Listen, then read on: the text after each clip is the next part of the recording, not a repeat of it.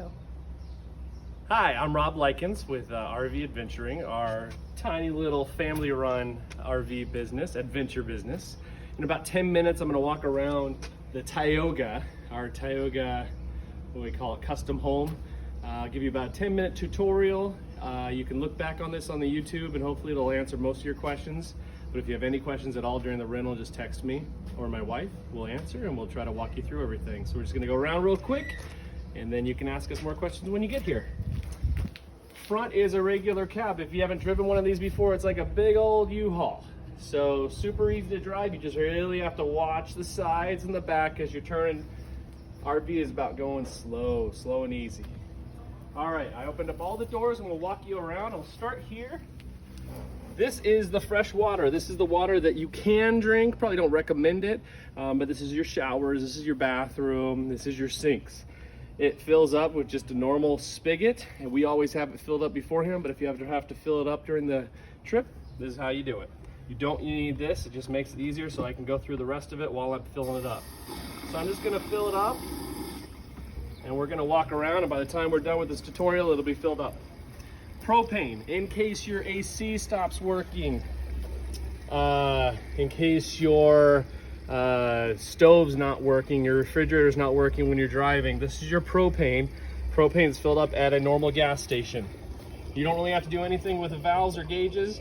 Just know that that's where you're gonna fill it up if you have to go get it refilled because you have a long trip. Storage for water, here's your hose. So we do provide the hose for you to fill up the water and hook it up later. And I'm gonna show you in a second how to hook that up. Don't worry about any of this. This is the refrigerator. You don't have to do anything about it. You haven't got a plug. Walking back, further back, huge storage in this rig. This is one of the reasons we got it, because it was exciting, big storage. You can throw a mountain bike in there. Walking around the back. I'll point out, we don't really give you instructions on how to use the awning. Awnings are one of those things that everybody has a problem with. So it's kind of buyer beware. Bring it back the way that you brought it, but we don't give you any instructions, therefore we can't be responsible for giving you bad instructions. But that is the awning. It is available for use. We don't charge extra for it. Just know how to use it or ask a fellow RVer the first time using it. Spare tire, hitch for bikes. Walking around the other side of the huge storage. Okay, here's the fun part. This is the part that everybody's afraid of, but it's super easy to do. This is where I store my hoses. What is this? So I'm touching it without gloves because I never really touch anything bad. I've got this side and I've got this side. They're both sealed, super easy. I'm gonna walk over here.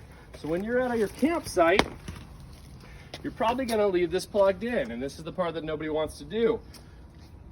Typically you'll have a little sewer here and you'll have a water hookup over here, and this is your plumbing.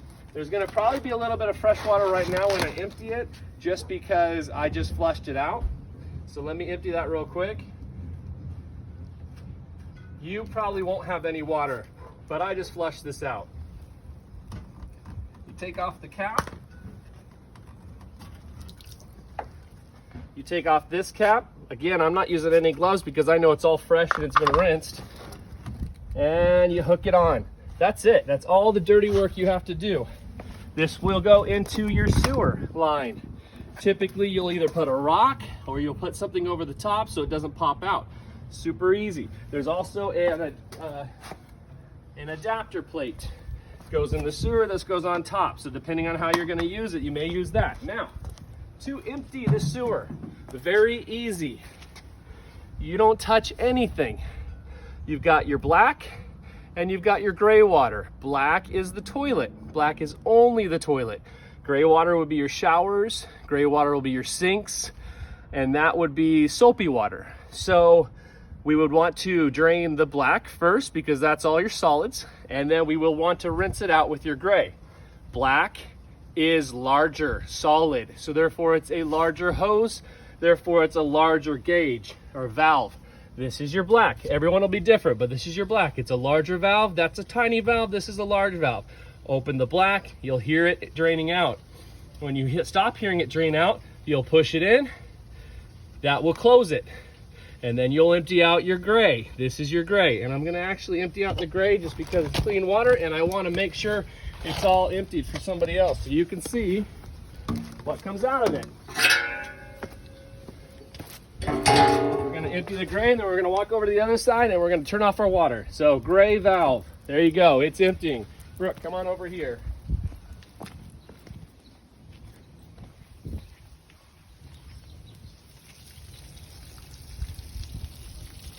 Water is full. Non-pressurized, so if you overfill it, it's just gonna roll out. Normally I'm watching this, but I could listen today. And then put your cap on, cover it up, and lock it. That's it for there. I'm gonna have Brooke meet me on the other side.